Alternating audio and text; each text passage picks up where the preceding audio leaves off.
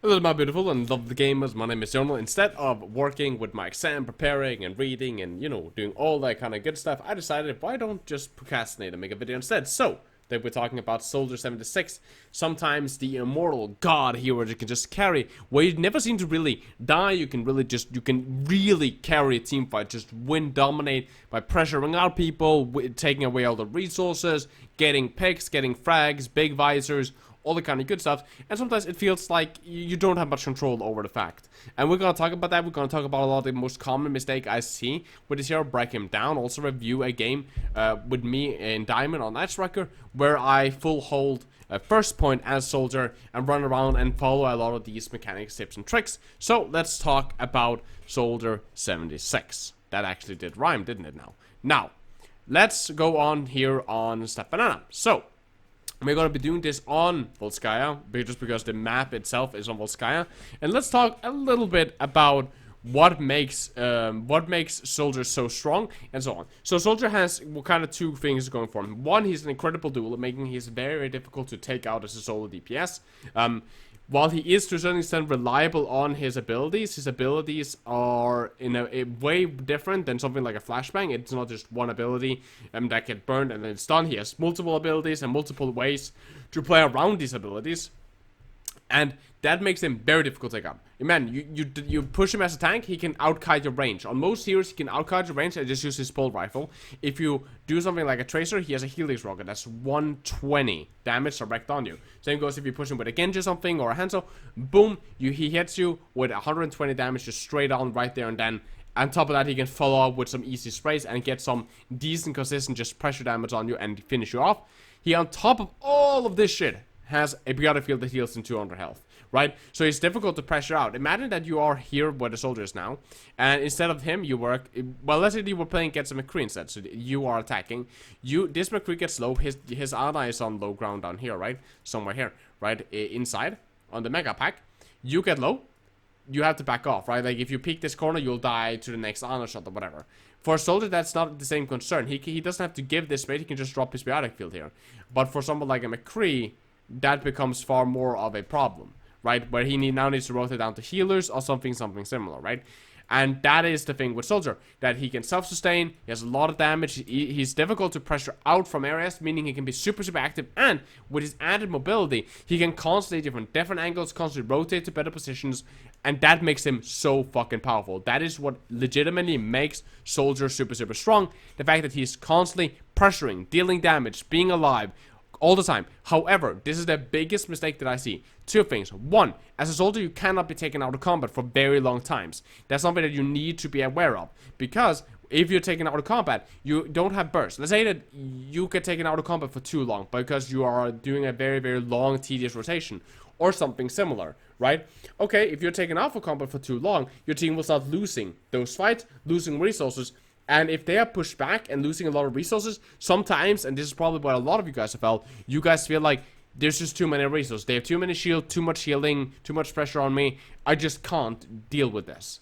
So that's the problem. They can quickly, or they can feel sometimes like the enemy team will just overwhelm you with stats, which is not a good feeling compared to if you play Hanzo, for example. Okay, yeah, only if you get a lucky headshot, or even if you get a skilled headshot onto one of their supports, boom, he's down. All of a sudden, they lost a bunch of healing. It's not the same as with a Soldier, right? You can shred a shield much easier with a Hanzo. You can deal a lot, you can get picks, you can burn tanks, and something you can do a lot more of that type of carry with Hanzo, with Widowmaker, with even McCree, with Ashe, and so on, right? With the burst damage compared to this consistent pressure damage. And that also means that you gotta be active from the start. Now, what we'll be doing in the bot is I will do this. I will start here, and then I have position 2, and then I have my position 3, and then I have my rotation areas, right? So my rotations will always be like this. Actually, we also have position 4. These are the 4 high grounds. High grounds, of course, because we're difficult to get to. We want to be staying alive without being pressured too much, so we want to be difficult to get to.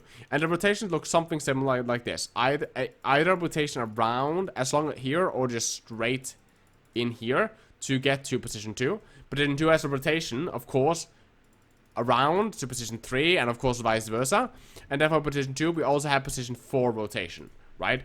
That is our rotation patterns that we'll be using this one to rotate different position according to where we want to fight. Just to bring it up, Position 2, really good for fighting directly onto the point, as it's difficult to shoot up from us here, right? Imagine if you are 2, shooting up, difficult. If you're 1, easy to shoot on 3, right?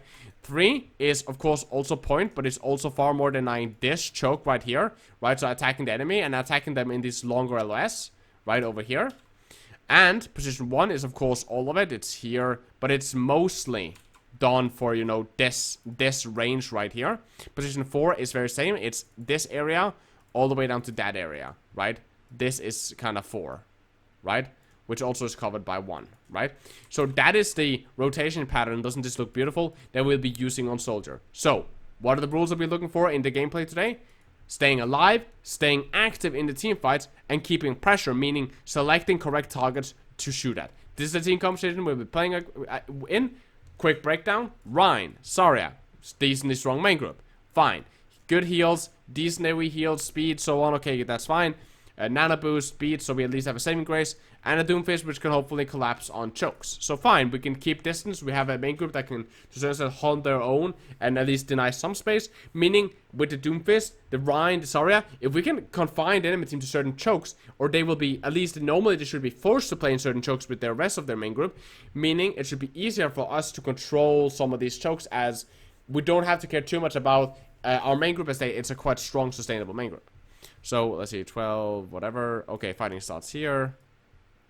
Just to speed this up so the video doesn't become longer than it needs to, right?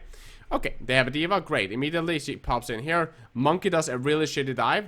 You can see this, especially now he's mispositioned, he doesn't have bubble and so on. We of course just continue to focus on bubble management, try to kill him, try to demake the D.Va. I get hacked. I immediately reload, check. Alma supports down there. They are great. Okay, now we take out the Sombra and drop into heals from the Lucio. Last spot being important, right? I get hacked. I have to reload, so I quickly check where my supports are. Drop, heal, right?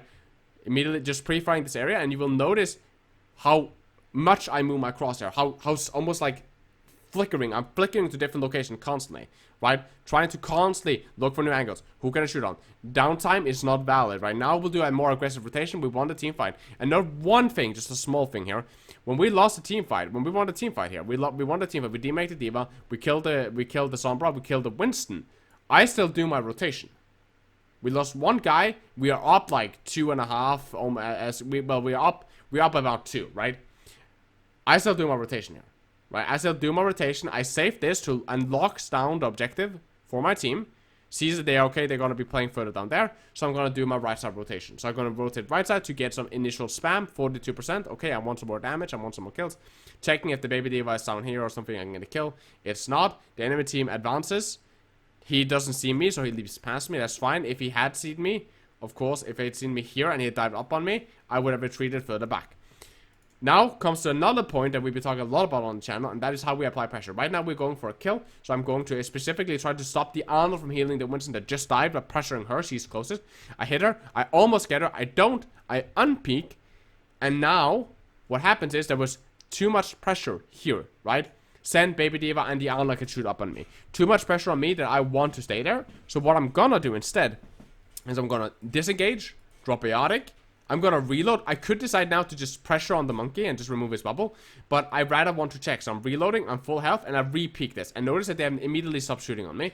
Some of them have even forgotten almost that I'm here. She at this disadvantage. She disengages with her low health, but these two advances. I also know the baby D has been a long time alive, so I want to try to see if I can burst her. I'm gonna mess up a bunch of my mechanics and not hit a lot of the shots. Unfortunately, I don't have helix there, so that's okay. Monkey lipped up here. Also a really good reason that, you should constantly, snap and check around, right? I checked there. I saw him on my sideline. Right, that's a free kill. Boom. Their Monkey is not very good. We will do some pressure here. We will try to focus on the Tracer, as he's, in my opinion, the most dangerous of the two. Also, the D.Va gets slept. Damage.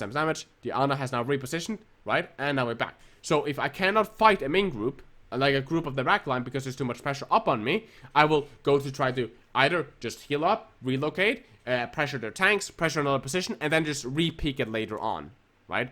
You might think that that was a waste of biotic field because, okay, you kind of used the biotic field, but we kind of didn't need to use the biotic field there, and so on, right? But I will have it back before combat ensues. We have won that fight, I will have it back, so I rather don't want to risk me dying. I'd rather want to make sure that I pop biotic field, to guarantee my safety, and I have it back before any combat happens. That shot right there is just me spy checking as normal, so you should always try to spy check if possible.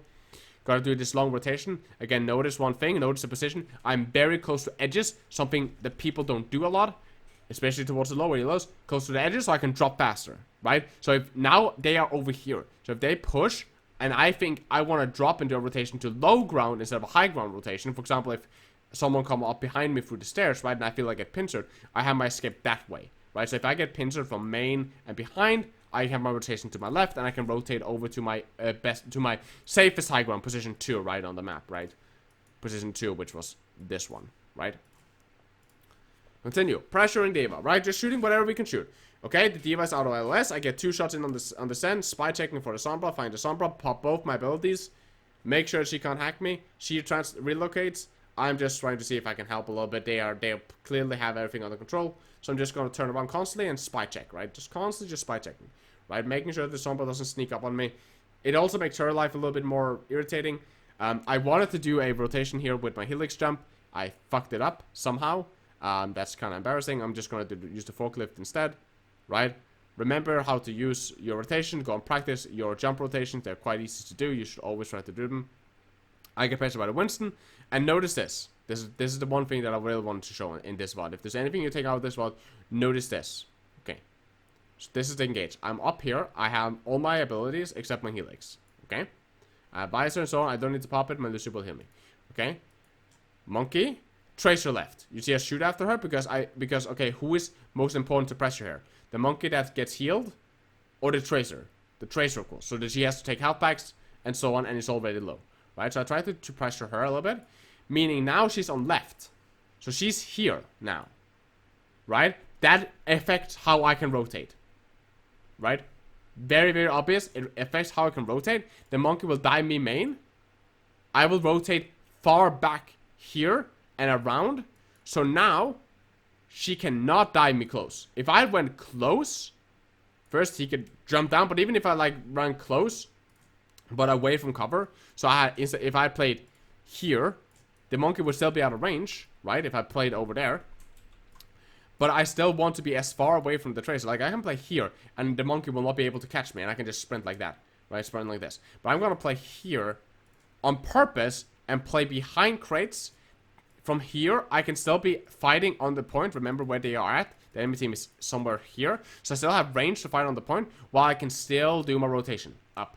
And I'm keeping away from the tracer, forcing her to burn a lot of... She either stays up there, and that's fine for me. I can take a fight against her on my side, with my field, with my helix. I can fight her in close quarters. I'm completely fine with that. I'm completely fine with these range fights as well. I will out-sustain her as long as I have my abilities. I can burst her much faster than she can burst me. I can force recall with my biotic field. Just mouse wanting and biotic fielding, and I will force a recall. And I can burst her with a helix if she tries anything else. So now I'm forcing her to burn blinks to burst me with her Winston, or try to burst me. She actually goes for it, which I was a little bit surprised on. Right now I'm just breaking bubbles to make sure they can't hold high ground. And she burned like 2 or 3 blinks there. Easy kill, easy clap, right? Do my rotation. They pop EMP because I did my rotation. I played far away from the point, played outskirts. I don't get hacked. If I've been hacked, I would be fucked. Pop visor. They pop trance. That's worth, believe it or not. It's actually very, very worth, right? Because one, they can't split away from the trance. And 2, trance is more valuable than visor. Because trance gives immortality, so it's more valuable than visor. So I'm happy that I burned the trance, right? They are fighting. I pop my helix, right? I can't see them. I don't want to give high ground, even though, oh, the fight is like this and in your favor, Jonal. I don't want to give high ground. I want to stay here and fight and deny the point, giving my tanks and my players a safe haven on the objective where the enemy team cannot play, right? So I'm still fighting a little bit here. The monkey decides to dive me. I disengage, as you should. I pop biotic field, which is really stupid of me. I should not have popped it here. I should logically have turned around, checked, then pop biotic if I needed it. I didn't need it. I should have popped it at the edge, if anything, because imagine if I had been lower or if something else had happened.